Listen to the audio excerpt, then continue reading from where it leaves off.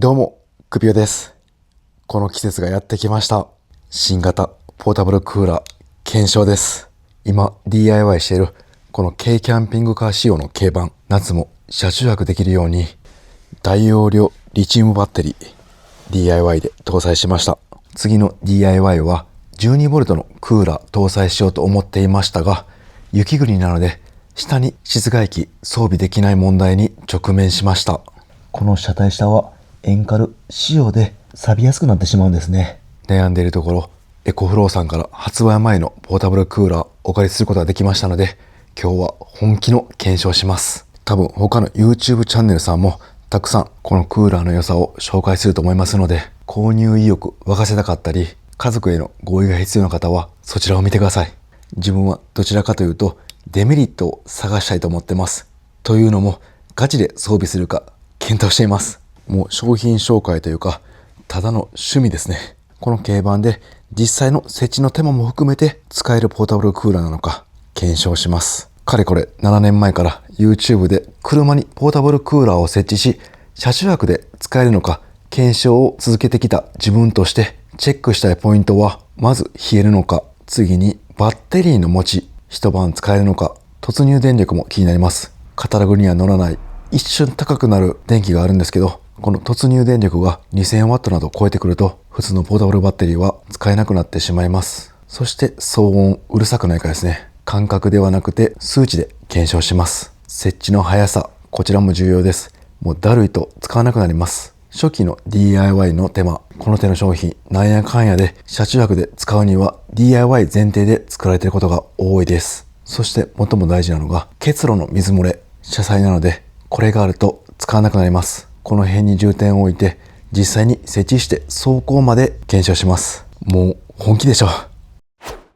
まずはスペックを紹介します。なんといっても冷房能力ですね。現時点他のポータブルクーラーと比較して最高の冷房能力になっています。そして他の冷房機器との冷房能力の比較なんですけど、窓用エアコンが 1.5kW、家庭用エアコン6畳用が 2.2kW なんで、窓用エアコンと家庭用エアコンの間ぐらいの能力があります。いただいた資料によると6畳空間を15分で8度下げるようです。なぜ車は2畳ぐらいで狭いのにこんなに能力が必要かと言いますと、このボディが鉄で直射日光当たると全面ヒーターのように熱くなります。考えただけで冷えないの分かりますよね。なので高い能力が必要なんです。暖房も可能ということなので、ポータブルクーラーではなくもうポータブルエアコンですね。サイズはいただいた資料に載っていなかったんで実際に測ってみます。この横幅大体なんですけど約29センチ、奥行きっていうんですかね、長さが約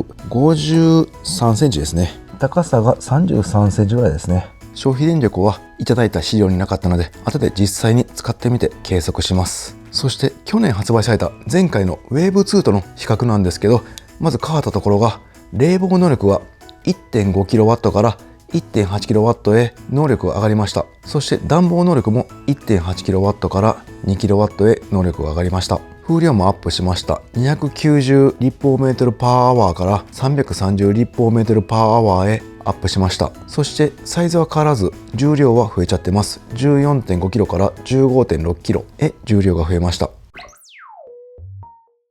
今スペックをチェックしただけなんですけど、すごい能力ですね。ここまで冷房能力も高かったら自分が検討していた 12V クーラー、この軽バンだったらいらないかもしれません。12V クーラーなどの設置型だと室内機以外に室外機ですね、これが車体下についていないといけません。なので雪国でも使用可能なこちらのポータブルクーラーの方が使い勝手いいかもしれません。あとは騒音や実際の設置の手間ですね。今回徹底的に検証します。今回アプリでの接続も可能で、かなりいろんな機能がアプリで使用できたり、Web3 の状態もアプリで確認できるようです。一旦電源入れてみます。はい、早速動き出しました。で、こちらまだ発売前ということで、ベータ版のアプリになります。まずはリモコン操作ができます。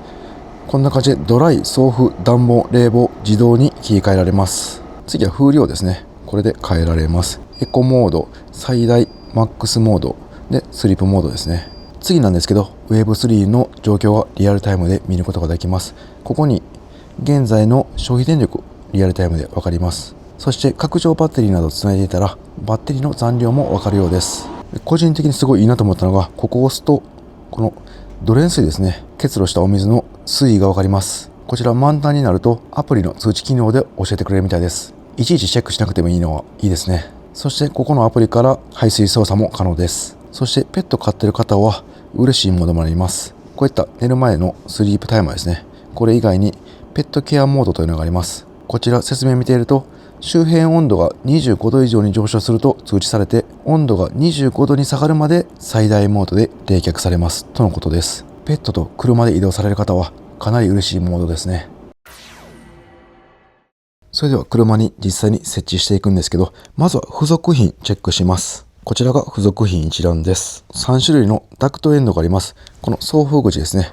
排出口だとこちらに装着して、こちらの排気ダクトを装着します。これはドレン水を排出する排水ホースです。これはコードを巻きつけるコードキーパーです。これが商品履いていた段ボールなんですけど、ここのね、円なんですけど、これが排熱ダクトの大きさになっています。ここと一緒なんですね。なので自分で窓に DI パネルなどを設置して加工される方はこちらを使用すると早いかもしれません。で、もう一つ面白いのありました。こちらなんですけど、これすごいですよ。もうこれを待ち望んでいたってやつですね。この布みたいなのを広げると、なんとこれ自体がもう窓にはめるダクトカバーになっています。ここにぴったりはまります。はい、こんな感じでもう空気を排出することができます。で、これね、よく見たらマグネット入っています。なんでこういった車ですね、ここに簡単にくっつきます。なのでもう DIY いらずですね。こんな感じで窓パネルに貼り付けると、もうこれでエアコンが使用可能になります。もうこれをどんだけ待ち望んでいたことか、エコフローさんはかゆいところに手が届きますね。こちらは Wave3 専用のリチウムバッテリーになります。バッテリーパックで Wave3 本体とリチウムバッテリーを購入できます。こちらのリチウムバッテリーの容量は 1000Wh です。ここにレールがありますんで、Wave3 をこうスライドさせてガチャってはめます。もうこんな感じで上に乗せてスライドしたらつきます。もうこれで OK ですね。外すときはここのレバーを下に押すと外れます。で、側面にコードがありますんで、ここを本体の Wave3 と挿します。で、これでも使用できる状態です。こちらは専用のケーブルになっていまして、AC など変換せずに DC のまま電気使用できますので、より効率的にバッテリーパックのリチウムバッテリーを使用することができます。なので、長時間 Wave3 が使えることになります。で、ここにケーブル挿すとこありまして、こういったケーブルを挿すとシガーソケットから充電することもできます。充電方法はシガーソケット以外に、これ AC コンセントから 700W で充電できます。あとはエコフローさんのオルタネーターチャージャー、走行充電で 500W から 800W 充電できます。そしてソーラー充電ですね。この4タイプの充電ができます。本体の各部の機能なんですけど、設置する前に必ず知っておきたいポイントがあります。それは風の流れです。まずは冷風、車内側の吹き出し口と吸い込み口です。この前面上部から冷風が出ます。そして前面のこの前から冷風用の吸い込み口があります。なので空気の流れとしては、車内側はこう空気を車内の吸ってで冷やして出るっていうこの循環が生まれます。で、これ後ろなんですけど、でこっち側は排熱用の吸い込み口と吹き出し口です。ここからは風が出ます。熱い風が出ます。で、ここからは外の空気を吸い込む吸い込み口があります。で、外の空気もこちら吸い込んで出るっていう感じで、外でこれが循環する感じです。いわばこちら側が車体側、こちら側は外側でこんな感じで空気を吸ってで出る。これが生まれる感じですね。言うたらこの外の空気を吸って車内に出すっていうのはしないんですね。外の空気は吸ってでここから出る、外に出すっていう感じです。自分も最初思ったんですけど、なんかそんなややこしいことせずにこの冷風だけ車内入れといたらいいやんって思いますよね。で、この冷風は車内側で熱い空気だけ外にダクトを使って出せばいいやんって自分も思ってました。そうするとですね、冷風が車内入るのは、車内冷えるんですけど、で、外に熱い空気を出せば熱い空気も外に出て中が冷えるんですけど、しばらくするとですね、30度ぐらいの外気温暑い時はもう冷えなくなってきます。というのも、この冷風が出るイコール、その風が本体から出ますんで、その空気を取り込むんですね。こう取り込みます。で、熱い空気も出ます。そうなると、この空気取り込むのが1として、冷風から出るのが1としたら、そこで1と1でちょうど循環するんですけど、熱い空気も出るの1としたら、ここが循環しないんで、どんどん空気が出ていきます。車内の空気が。そうなると、車っていうのは、どこか小さな穴開いてるんですね。そこから外の空気が入ることになります。そうなると、30度以上の暑い日は、せっかく車内冷やしても、もう実質外にいるような感じになります。そういう場合は、直接冷風を体に当たっていたら冷たいんですけど、この車内全体、この空間を冷やすことはできません。なので、排熱用のこの吹き出し口と吸い込み口はもう両方とも外から空気を取り込んだり排出するのが一番効率よく車内を冷やす方法になります。ちょっとややこしいんですけどね。言うたらこっち側も車内側、こっち側外側って感じで使えば問題ないということです。設置なんですけど、今回はこの助手席の上に設置します。他はね、このベッドの上を置いて窓からパイプを出すのもいけると思います。ただそうなると寝れないですよね。あとはこの助手席の後ろ、ここですね。ここに置いてもいいかなと思います。ただそうなるとここちょっと出入りがしにくいのと、何か調理とか台しても毎回逃さないといけないんで、もう助手席の上が一番いいかなと思います。で今回ようやくね、こういった窓用パネルありますんで、これ使えます。で、DIY せずにやってみたいと思います。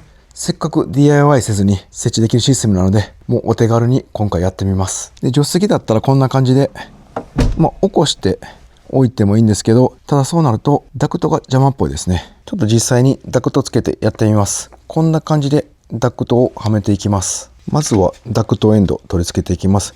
ここが熱風用の吸い込み口ですね。ここにはめて、めちゃくちゃ簡単につきます。で、しっかりしています。次こちら熱風用の吹き出し口のダクトエンド取り付けていきます。この上のところになりますんで、フックみたいに引っ掛けて、で押しながらはめます。これでいけますね。はい、大丈夫です。でこのダクトなんですけど取り付けます。で今回ですね、このダクトがなんと銀のアルミシートも巻いてます。なんでこれ断熱も完璧ですね。後で DIY で自分で断熱シート巻かなくて大丈夫です。これはありがたいです。ここにはめてくるっと回します。はい、これで取り付け完了です。もう一個このちっちゃい方も取り付けます。もうこれは本当にすぐ設置可能ですね。さあ一旦このまま助手席設置してみます。ちょっと重さはやっぱありますね。はい、こんな感じで乗せてみました。でもうここ運転席のサイドブレーキなんでこれ以上いけません。でこっち側はダクトがもう出ちゃいます。なのでこのやり方はちょっと難しいですね。しかも斜めになってるんでドレン水が漏れちゃうと思います。助手席を倒します。でこれ昔に作った助手席の上に乗せる板なんですけど、こういった L 字のこちら使わずに、もうこの簡単なキャンプ用のミニテーブル使います。これならもう DIY せずに平行にできます。はい、じゃあこれで設置します。はい、ぴったりですね。もう純正のようです。このテーブルの向きなんですけど、横じゃなくてこんな感じで片一方はもう足出して片一方は折りたたんでます。なんで L 字のようにしました。で自己責任になりますが、走行の時はこのダクトを外して、でこんな感じで紐かなんかで助手席と縛ればそのまま走行できそうな気がします。この辺も試してみたいですね。ちょうどこのマジックテープあったんでこれで縛ってみます。はい、これでがっちりしました。今日後で走行してみます。じゃあ窓開けて、で再度このダクトをまた取り付けて、あと大事なもの忘れてました。ドレン水のホース取り付けます。これがないと車びしょびしょになります。本体の下側にこのドレン水の水が出るところがあります。ここに挿します。もう押し込むだけで装着可能です。一旦このバケツのようなものにドレンホースの先置いておきます。それではこの排熱ダクト用の窓シート取り付けていきます。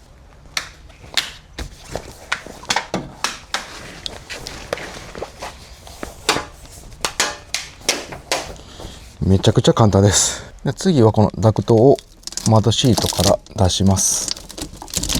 これ伸ばして押す感じですかね。これで、はい、これでいけますかね。出てます。これなら雨も入らないですね。もう一個のこの大きい方ですね。こちらも出していきます。ちちょっとこれトラブルですね。これ雨よけなんですけど、窓のこれがねちょっと干渉しています。なのでもうちょっと下につけた方がいいですね。ちょっと下にずらします。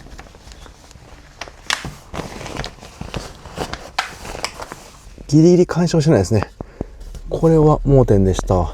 この大きいですね窓の雨よけですね、ついてる車は場合によっては干渉して取り付けられない場合は DIY が必要です。はい、こんな感じで取り付け完了しました。なかなかいいんじゃないでしょうか。中からはこんな感じです。もうぴったり密着されているのが分かります。ちょっとこっち側ですね太かったんで、この運転席から遠かったんでちょっと体勢がしんどかった感じはします。でも今までのポータブルクーラーの設置の手間を考えたらだいぶ楽になりました。ではこれで一旦庭の方に移動させて検証してみます。はい、太陽が当たる広い方に移動しました。といってもですね、今日はちょっとあいにくの天気、曇りで4月の後半なんでそこまで暑くありません。現在のここの温度が 27.4 度ですね。こういった条件なんで参考程度になりますが、これで検証してみます。ではカーテンだけしておきます。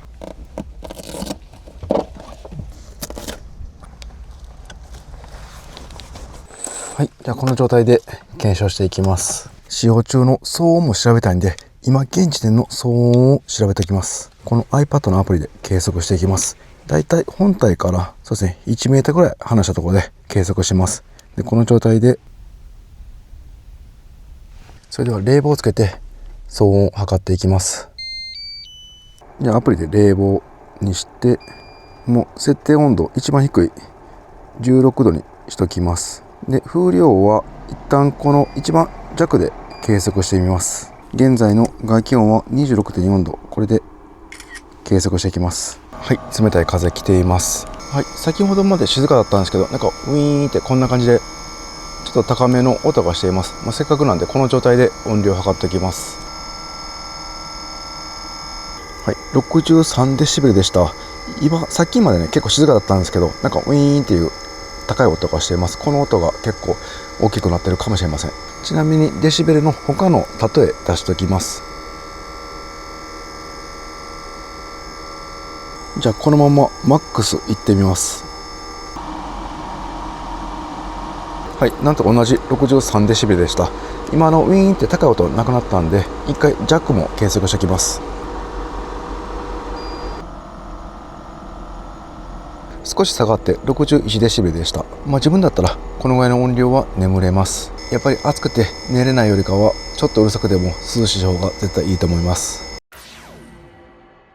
ですごいのがね、これなんと今現在50ワットなんですよね。冷房効いてるんかなってぐらい電力は消費していません。でもこんな感じでこの冷風の吹き出し口はちゃんと今現在 4.4 度ぐらいまで下がっています。 3.6 度まで来ましたね。しっかり冷えてるんですよね。で弱なんですけど、今現在外気温が 26.9 度で、もう車内は22度まで下がってきました。もうつけてすぐですね。それでは一旦このまま1時間ぐらい放置して、また再度消費電力や温度を調べます。外はちょっと太陽当たってきましたね。よかったです。これが外の熱風用の吸い込み口で、こっちが熱い空気出ています。こっちも一回測っときます。こちら側は現在35度ですね。しっかり熱交換されています。では1時間放置します。はい、1時間経ちました。現在の車内の気温が15度まで下がっています。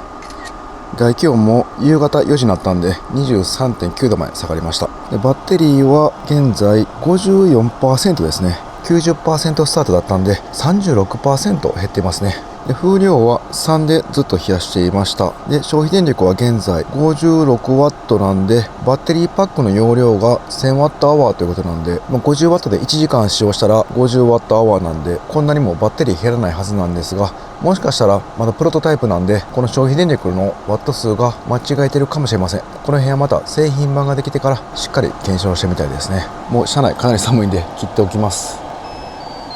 現在車内が15度、かなり寒くて、で16度設定なんでちょうど設定通りに下がっていることになります。冷房能力の 1.8kW は本当じゃないでしょうか。これもっと暑い日確かめてみたいですね。でちょっと確かめたいのがこのドレン水ですね。こぼれないかなど調べたいと思います。現在バケツには一滴も水が流れていません。でこの辺も濡れていません。でアプリ上もね、この水圧は低く使用に影響ありませんと出ていますんで、ほとんど出てないかもしれませんね。なのでもうしばらくちょっとつけてみて、ドレン水を溜めてから走行します。はい、じゃあこれでしばらく冷房を効かしておきます。合計2時間経って車内は 12.4 度ですね。アプリの画面確認すると何か表示されています。読んでみます。水が溜まりました。本体を動かす前にボタンを押して水を抜いてくださいと表示されています。かなり水が溜まっているっぽいです。この用意したバケツには水は入っていません。ではウェーブ3本体に溜まったドレン水の排水やってみます。アプリのここですね。ここを押すとタンクこうとなっています。で、水タンクは満タンです。今すぐ排水が必要です。で、これでここの自動排水ですね。ここオンにします。あ、ならないですね。これ電源つけないとダメですね。で、電源つけます。で、この状態で自動排水オンにしてみます。オンにしました。なんか排水されないですね。ここのボタンがですね、本体の排水ボタンだそうです。で、こんな感じで今タンクが満タンになってるっていう点滅しています。一回押してみます。あ、さあ来ました。流れています。結構な量ですね。排水溜まりました。なんかちょっと自分勘違いしていて、このマークドレン水溜まったマークと思ったら多分バッテリーがないマークでした。ドレン水の排水が終わりました。だいたい15秒ぐらいでした。それでは電源切っておきます。だいたい2時間ぐらいやって、これどのぐらいですかね。150ml ぐらいですかね。で、問題はここからです。例えば車中泊や休憩などしてこのエアコン使ってドレン水が溜まります。で、排出します。で、出発します。で、前のウェーブ2の場合はこの状態で走行すると水漏れがあったんですよね。この辺が水で濡れていました。多分カーブした時に車ロールしますよね。その時に傾いて水が溢れてこぼれていました。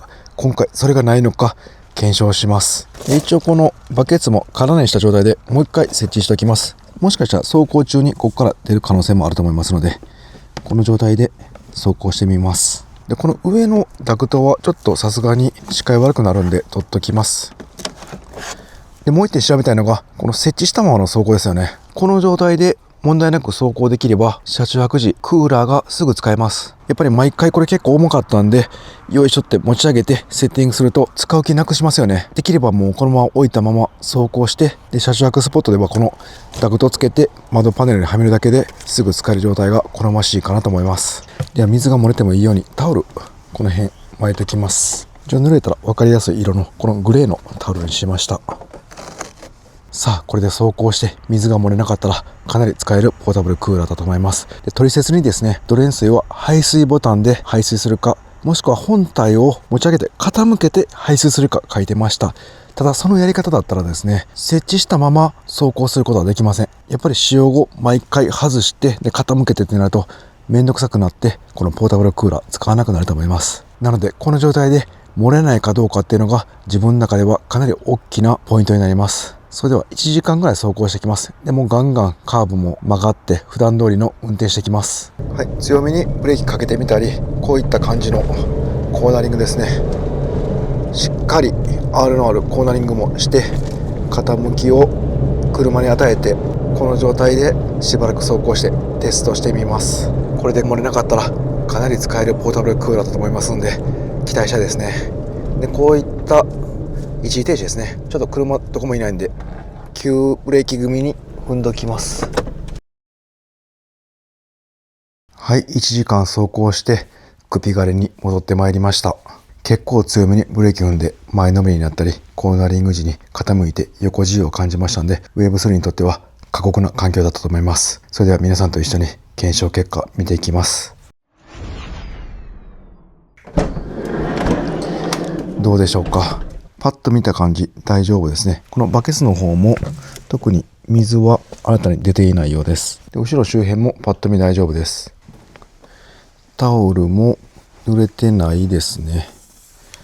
こっち側も大丈夫です。ここもちょっとわかりますかね。ちょっと濡れてます。ここ触るとですね、ちょっとやっぱ湿気てる感じはします。なんかビシャって感じじゃないんですけど、水滴が2、3滴ついていました。でここなんですけどね、よく見ると水滴が1、2、3、4つぐらいついています。この本体の下、角の方から水が少し漏れています。他は大丈夫ですね。漏れてません。あ、こっちが反対のところもですね、少し濡れた感じが見えます。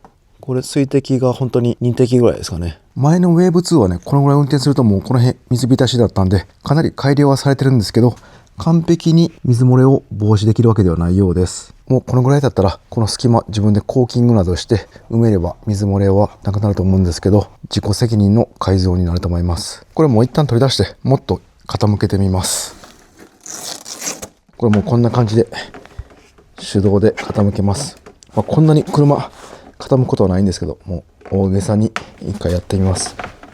前の方も後ろの方も、前から漏れてますね。前後が漏れるようです。はい、これ前の部分なんですけど、水が漏れています。ここから漏れてますね。後ろもここですね、水滴ついてます。でタオルも少し濡れてます。先ほどまで傾くことはないんですけど、やはりドレーン水が少し溜まっていって大きく傾くと少し出てくるようです。ウェーブ2に比べるとだいぶ改良はされてるんですけど、少し漏れるといった感じでした。ただ漏れる場所は結構限定的なんで、何かテープ貼るとかコーキングするとか、この辺だけタオル詰めるとかすれば移動中使えなくはないかなという気もします。はい、すべての検証が終わりましたので最後にまとめます。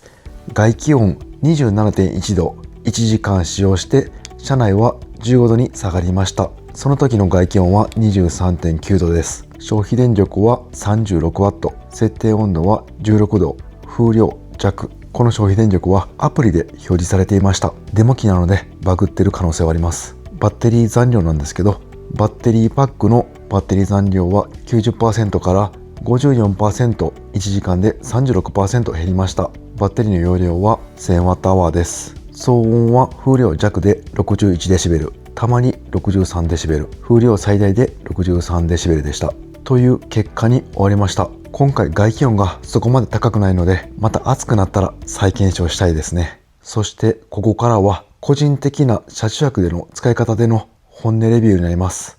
デメリットとメリットに分けてお伝えします。まずはデメリットから。一つ目、ドレーン水の漏れですね。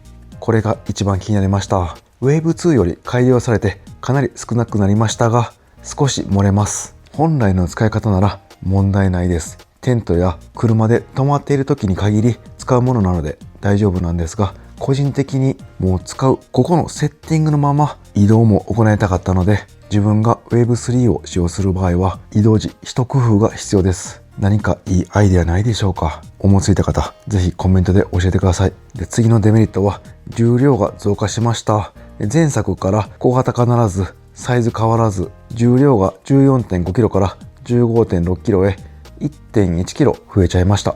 小型化軽量されればこういったちっちゃい車でも設置しやすくなるので期待していましたが、少し重くなっちゃいました。そして最後はもう仕方ないんですけど、騒音ですね。風量弱で 61dB、風量最大で 63dB、ポータブルクーラーなので熱交換器やコンプレッサなど全てが一体型で車内に入ってますので仕方ないんですが、静かな車中泊を楽しもうと思っている方は少し音が気になるかもしれません。分離型ではないので難しいとは思うんですが、今後に期待したいですね。次はメリットなんですけど、設置がすごいしやすかったです。というのもこの窓シートですね。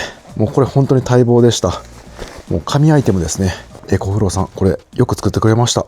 こちらのアイテムのおかげで誰でも簡単に設置できて、冷房能力がロスなく使えますので、購入層も一気に広がるんじゃないでしょうか。この窓シート、注意点としてはちょっと大きいので、この軽バンとかだったらですね、ちょっとやっぱり隙間ができます。こんな感じでちょっと余るとこありますんで、何かこんな感じで折りたたんで隙間を埋める工夫は少し必要です。よく言えばこういった軽バンなどの小さい車用とハイエースなどの大きめなバン用と2タイプあればいいですよね。有料でも構わないのでオプションで別途購入できれば最高です。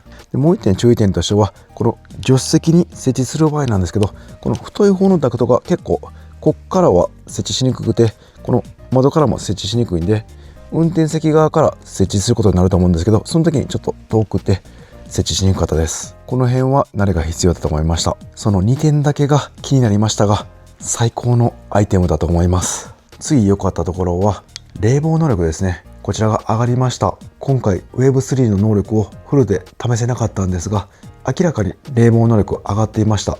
かなり冷たい風が来ていました。やはりクーラーなので冷えなかったら何の意味もないですよね。そういう意味ではこの冷房能力アップはかなりメリットです。昔は自分 800W のポータブルクーラーでいろいろ試行錯誤しました。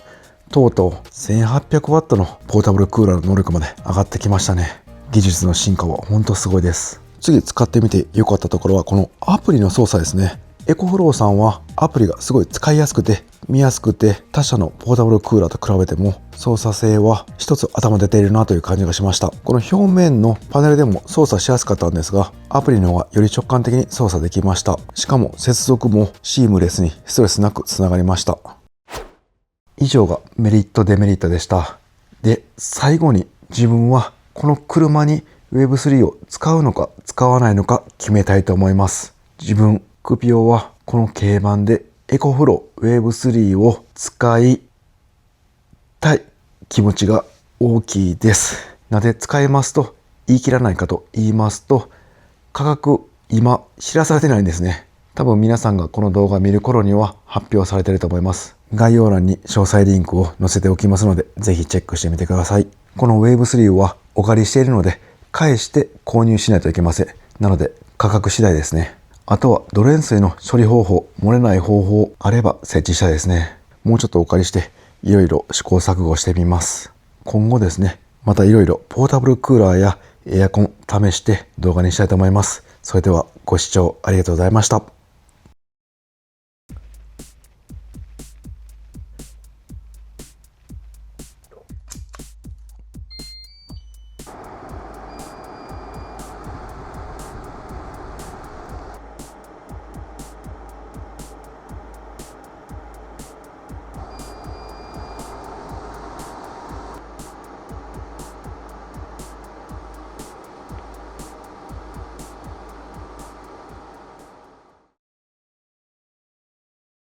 はい、ここで動画終わり予定だったんですけど、急遽追加の動画撮影しています。というのもですね、エコフローさんに動画確認してもらいました。するとこの Wave3 の騒音とドレン水が自動排出されなかったことについて対処法返答来ました。最後にそちらを実施して改善されているかお伝えします。メールの内容を簡単に要約すると、騒音について最新ファームウェアにアップデートされると改善されていると思います。これはいいアップデートですね。そしてドレン水自動排出されなかった件について、水位がまだ低かったので自動排出されなかった可能性があるとのことです。こちらもアップデートで修正されるとのことです。なので最後にこのアップデートをしてから騒音だけ計測しておきます。ただ軽バンがですね、もうちょっと家具の DIY とかしていて動かせないんで、このガレージ内で計測します。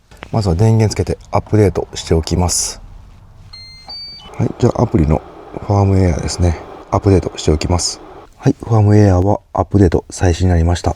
それではまた1メーターぐらい離れて同じ条件にして無音の状態数値測定して、その後 Wave3 は冷房設定温度16度風量弱にして騒音を計測します。前回この状態でノイズが入っていました。